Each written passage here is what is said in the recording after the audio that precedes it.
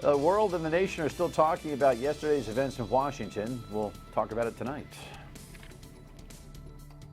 The Dan York State of Mind program is brought to you in part by Lookout Rhode Island and Takeo Comfort Solutions. I got to tell you, it is a very strange time. We've said that repetitively since this election during the campaign, but yesterday had a significant feeling to it if you were watching the FBI director and really were digging into what was being said. But there's kind of a heavy sigh amongst the electorate about this kind of stuff. It's a really strange place that we're in right now. Congress has got its own drama going on. The cable networks are depending on which one, are running this story home. But I will tell you, you could hardly move a telephone line on the radio program yesterday regarding all of this, maybe because it was in the front of the news cycle. But I'm still perplexed over the pulse of the nation for Donald Trump, some of his representations, his tweets about President Obama, Director Comey and his presentation yesterday. We're going to talk all about that with Professor Michael Kennedy from Brown coming up momentarily. In the meantime, let's check the rundown and see what's going on in the world. Yeah, this isn't good. This is yet another situation for the new superintendent of state police to have to explain. Headlines here. This is Tim White's work. State police awarded $225,000 in a no-bid contract, and that's not the end of the world.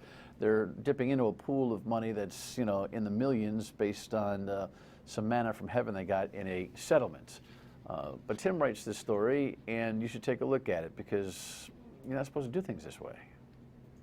On February 17th, Colonel Anna Sumpico announced law enforcement veteran Terrence Gaynor had been hired as a consultant to conduct a wide-ranging review of the storied law enforcement agency. But a Target 12 investigation found Gaynor's hiring had not yet been officially approved by the State Division of Purchasing.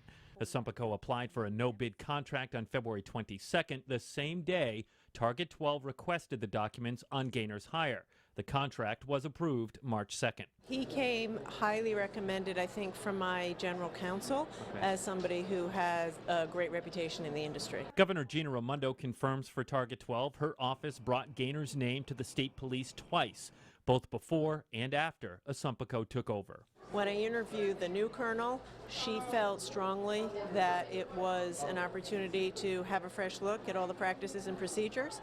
And so at the end of the day, it was her decision to do this. This wasn't my decision. To pay for the $225,000 contract, state police officials are tapping into the $45 million in settlement money the agency received for helping in a federal investigation of Google. The U.S. Department of Justice approved using Google money for the review on February 13th, according to the agency's chief financial officer. According to the contract, Gaynor's finished report on the state police will be handed over to Colonel Sumpico within 6 months. The issue here is you got to bid anything over a $5,000 purchase. So you have to have a competitive situation there. It's just basic stuff. The state police shouldn't be making that kind of mistake, so to speak. And Colonel Sumpico ought to know better. In fact, she also should have briefed herself on the full 38 Studios saga before she called a press conference saying, I know as much about most of it as you folks do. Not good. This one I love. By the way, there are two versions of the spelling. One is lolly, one is lally. They're actually the same thing, sort of. There are actually some provocative aspects to the term lolly and lally-gagging. Did you know that, Lexi? Yes. Anyway, here's a headline that I think is kind of interesting. Bill would prohibit that in high-speed lanes. This is Representative Dennis Canario, who was tired of driving from Portsmouth, I guess, to the State House, sitting behind people in the left lane doing 55 miles per hour. There are a couple other states that have laws that prevent you from sitting in the left lane. Now, I'm often questioning why legislators just keep throwing junk bills into the hopper. This one, I have to tell you, falls into that category of there ought to be a law against that, and I'm completely with the representative. Get the out of the left lane when I got somewhere to go, because if it don't, I am going to go to the right lane, which is a violation of the law, and your lollygagging shouldn't cause me to break the law. Move it! Move over! Stop picking your nose in the left lane. Thank you. How's that? I'm with the representative. All right. Gorsuch hearings. By the way, that's probably what I'm probably saying to you, screaming at you from behind you on the highway. Gorsuch hearings, very important stuff. Headlines. No such thing as a Democrat or Republican judge. I heard him say that this morning. I thought that was absolutely appropriate. What's inappropriate is guys like Leahy from Vermont busting this guy's horns about Garland not getting a hearing. What's the new nominee supposed to say about the old nominee not getting a hearing, other than what he said appropriately, which is, I can't get involved in the politics. I can answer any questions you have in the law, however. It's about as simple as that. Here's a wrap-up. Court nominee Neil Gorsuch began a long day of questioning from the Senate Judiciary Committee. Describe in any way you want to what judicial independence means, and specifically tell us whether you'd have any trouble ruling against a president who appointed you. So that's a softball, Mr. Chairman. Okay. I have no difficulty ruling against or for any party. Republicans are backing the conservative jurist who has spent the last decade on the Denver-based 10th U.S. Circuit Court of Appeals. But Democrats are questioning his views on hot-button issues, such as the Roe versus Wade ruling that legalized abortion. Do you view Roe as having super precedent? It has been reaffirmed many times. I can say Yes. that. Yes. Yes, dozens. Gorsuch's appointment, if confirmed, would not change the current makeup of the court, since he would be replacing the late conservative icon Antonin Scalia. The committee is expected to vote on Gorsuch's nomination early next month. Republican leaders hope to have the full Senate vote shortly after that. All right, there you go. Professor Kennedy is not here for that, but I just asked him on the fly. What do you think about that? What do you think about that?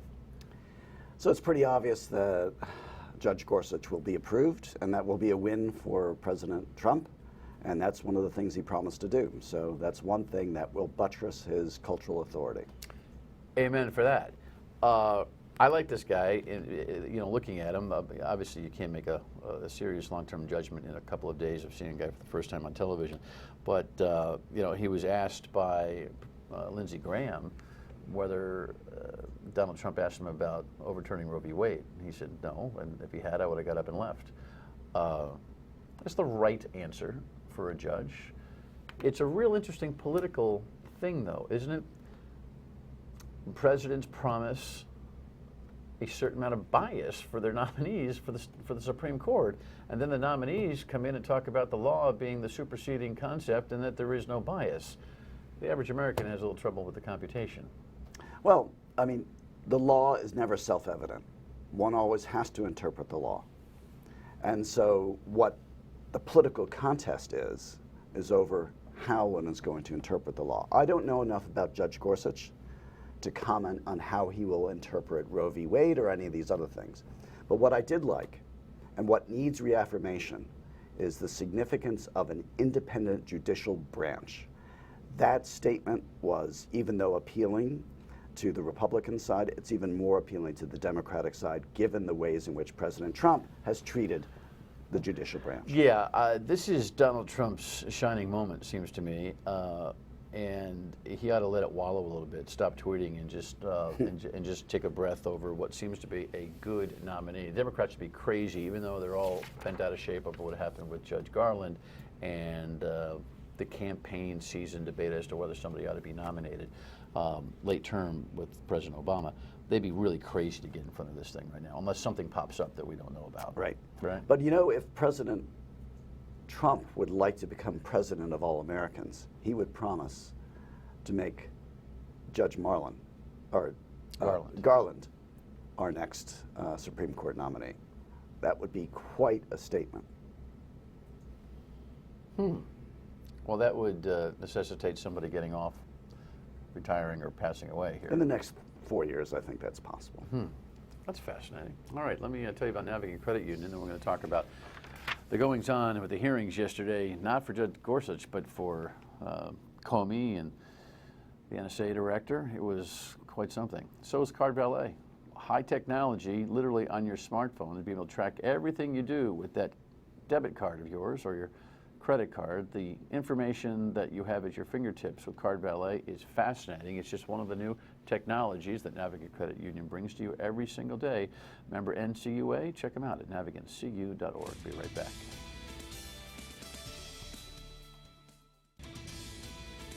So there were two dramas yesterday. The tweets, the famous tweet that the president sent about President Obama being a bad, sick guy for wiretapping him, and then the bigger issue, and that is Russia's involvement in our election. Here's the wrap-up. I'm not going to try and characterize the tweets themselves. All I can tell you is we have no information that supports them. FBI Director James Comey repeatedly denied allegations by President Trump that he was wiretapped by the previous administration. Now here I think you've said there's been no evidence of an illegal wiretap by President Obama. Is that right? I've said the FBI and the Department of Justice have no information to support those tweets. NSA Director Mike Rogers agreed and also dismissed the White House claim that British intelligence carried out the surveillance at the request of the United States. I've seen nothing on the NSA side that we engaged in any such activity, nor that anyone ever asked us to engage in such activity. Comey confirmed the FBI has been conducting an investigation since July into Russian interference in the 2016 presidential campaign and into whether Trump associates coordinated with Russian officials. This will also include an assessment of whether any crimes were committed. But he declined to answer specific questions about the investigation more than 100 times. Not a question I can answer. I'm not going to comment on anybody. That's one of those subjects I can't comment on one way or another. Citing classified information, Comey asked the committee to understand his predicament. It really isn't fair to draw conclusions simply because I say that I can't comment. CBS News has learned that those being investigated include former National Security Advisor Michael Flynn, campaign foreign policy advisor Carter Page, one-time campaign chairman Paul Manafort, and Roger Stone, a longtime friend of President Trump. Republican Committee Chairman Devin Nunes urged Director Comey to speed up the investigation. There is a big gray cloud that you've now put over people who have very important work to do to lead this country. And so the faster you can get to the bottom of this, it's going to be better for all Americans. Yeah, fascinating. What was your take on the hearings? They were too bipartisan. I'm really glad that we're finally having these hearings because we have to get at the root of what the relationship was between those 4 members of Trump's campaign and the Russian hacking into our election. We have to do that as a nation in order to move ahead. I think the Senate has a different tone than the House. Yes. The Republican House members, Trey Gowdy being one of them, making the actual unmasking of Michael Flynn a primary conversation, yes, I think is a mistake. I mean, it's interesting, but the idea that we have leaks, I mean, look, the NSA director and the FBI director are going to stomp on leaks. They can't promote the concept of leaking, but I think they're going through the motions on that a little bit, don't you? I mean, look, Russian intervention, and the doggone tweet that President Trump sent, which is just, it's like in the way. Right. He put it in the way for himself. Why couldn't they just retreat yesterday rather than saying, oh, well, this is just the beginning of, no, it's not. It's not on that particular matter, it's not the beginning of anything. It's the end of it. President Trump's tweet about President Obama wiretapping accelerated the crisis that President Trump is facing. That's number one. Number two, it is important to focus on leaks, no doubt, no doubt. But when we're talking about possible Russian collusion with Trump officials, that is way more important than thinking about leaks. But those two things pale in comparison to the third point. And that is, you know, I heard John Dean on television last evening, and he suggested something that I actually hadn't thought about. That just as those plumbers broke into Watergate to steal files, Russians broke into the Democratic virtual headquarters to steal files. And what brought Nixon down? It wasn't the theft, it was the cover-up. To the extent that Trump and his allies wind up having the perception of covering up what may be a serious breach of our security for the nation, to the extent that they wind up looking like they're covering up rather than getting to the root of the problem, their days, I'm afraid, will be numbered. Meaning? I was thinking about this on the way over. You're always so provocative. You're always pushing me to the edge of a bet. And I would bet you that it is, right now, I think the money is on President Trump not finishing his term, either because he's going to be impeached or he's going to be resigning. Why? Because I think his ego will get in the way of his saying, A, I was wrong about President Obama and I'm sorry, and B, we need to get at the root of this because there was some kind of relationship that is untoward. Do you say that because it's wishful thinking? No. No. Because what I am frankly afraid of is the reason that President Trump is not forthcoming on this is because there's something bigger behind the electoral hacking.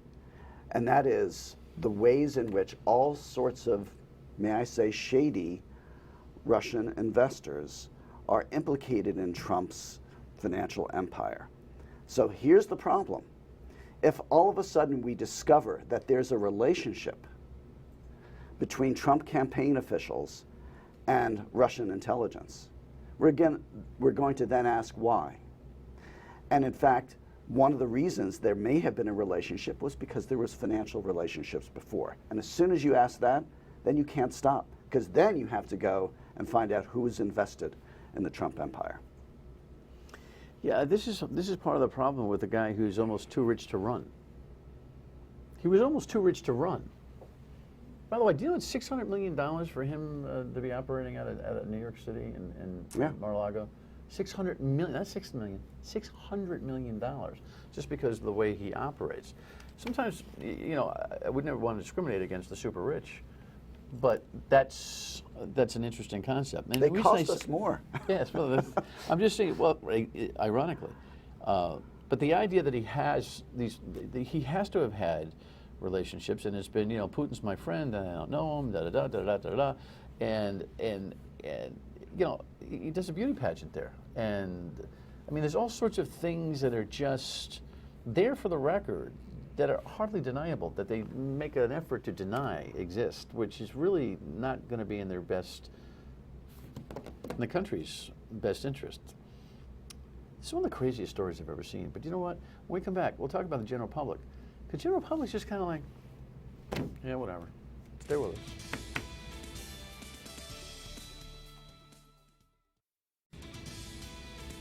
I think we can all establish, whether you voted for Donald Trump, support him or not, that the tweet on Obama was just an overstep. I don't know why they can't pull it back. You say he just doesn't know how to do it, and that's going to be his demise, more or less.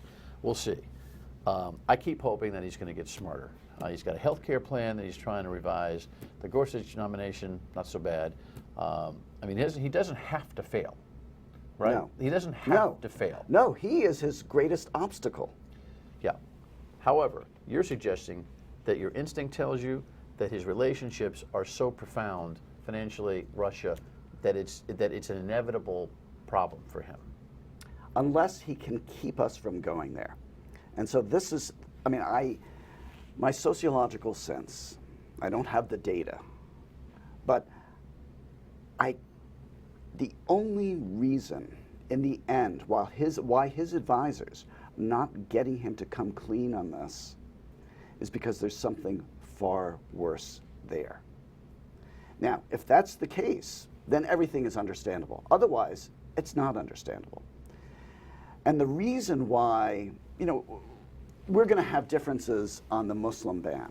We're going to have differences on the wall. All of these things are going to be differences, and those differences are familiar from the election. Right. This Russian intervention in our democracy is not something that cuts red and blue. Nor is it something new. Nor is it something new.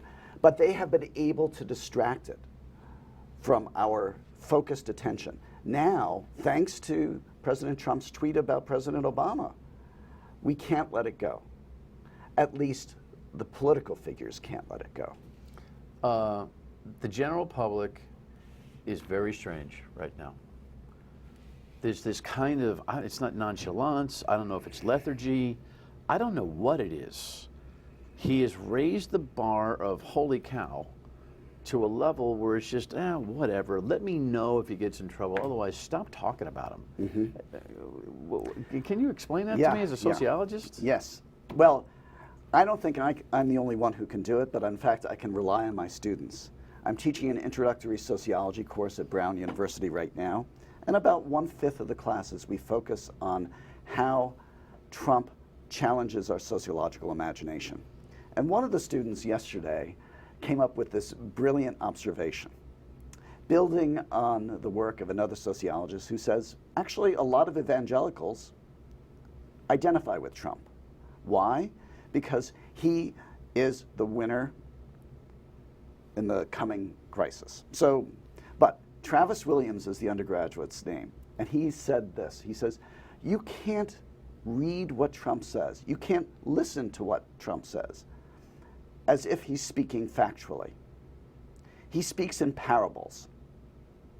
And the parables he uses allows people to think this way or this way. It's not what he means. Air quotes don't necessarily mean things. So one of the things that could enable his survival is if he doesn't ruin his base, who believes that you can't take him literally, but that he's speaking honestly. But now, the Russia question, for me, the Russia question is, in a sense, his Achilles heel, because he cannot escape this without figuring a way to address what is a serious question. I only have a minute or so, but give me a touch of your concept of cultural authority and constitutional authority. So I have been writing about legitimation crisis. President Trump has legal authority. He has institutional authority. He is president of the United States. But the president is more than a legal institution. It is a cultural authority. And when Trump throws away his cultural authority, lying about President Obama, misrepresenting things, failing to step up to address what could be a real security crisis for us, he's going to lose the trust of the people, even among those in his base. And that will dismantle his constitutional authority. That will lead people to recognize his vulnerability, and all of those House Republicans right now who are saying, let's focus on the leaks, will begin to say, let's focus on the complicity of his campaign and perhaps even President Trump himself in this electoral hacking. That is impeachable. How bad is it for this thing to go on for months and years, perhaps? What for me is the crisis, and I see this with my students. When we talk about what's the difference between now and 1959 when C. Wright Mills wrote the Sociological Imagination, they say the prevalence and value of truth. We're sacrificing truth for political expedience, and this is the crisis of democracy. Cut. Thanks. That's the final word, but we got to do one more next. Think about that. Cultural authority versus constitutional authority. Translated, if you keep bad acting, people don't trust you. If they don't trust you, they don't want you to lead. And I don't know why you need a professor at that high level to explain that to anybody, including the president. It seems to me to be pretty simple. Good night.